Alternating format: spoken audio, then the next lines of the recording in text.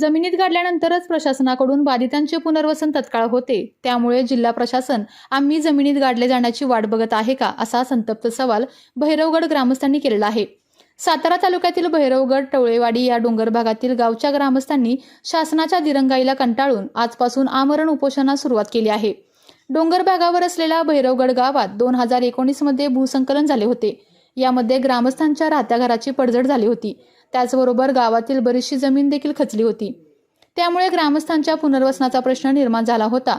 2022 मध्ये महाराष्ट्र शासनाने भैरवगड ग्रामस्थांचे कायमस्वरूपी पुनर्वसन करण्यासाठी मान्यता देऊन देखील जिल्हा प्रशासन व संबंधित विभागाकडे पाठपुरावा करून देखील शासन दिरंगाई करत असल्याने भैरवगड ग्रामस्थ आजपासून बाधित गावामध्येच आमरण उपोषणास बसलेले आहेत। नमस्कार।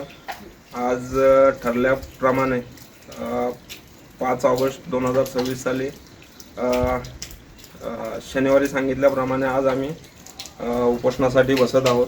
आज सर्व ग्रामस्थ भैरवगडमधील सर्व बाधित कुटुंबातील भूस्खलनग्रस्त ग्रामस्थ या ठिकाणी आज आम्ही उपोषणाला बसत आहोत। अद्याप आम्ही 10 वाजता उपोषण चालू केलेलं आहे। अद्याप आमच्यापर्यंत नाही आहे किंवा कोणी इथपर्यंत येऊन पोचलेलं नाही आहे। आजपासून आम्ही जोपर्यंत आम्हाला काही ठोस निर्णय येत नाही तोपर्यंत आम्ही उपोषणास बसणार आहोत। त्याचं कारण असं आहे की शासन माणसं जमिनीखाली गाडली गेल्यानंतरच तत्काळ पुनर्वसन करून देतात। तर आमची शासनाला विनंती आहे की तुम्ही जर आम्ही जमिनीखाली गाडलो जाणार याची जर वाट पाहत असाल तर आम्ही त्यासाठी तयार आहोत आणि आजपासून आम्ही उपोषणाला बसत आहोत।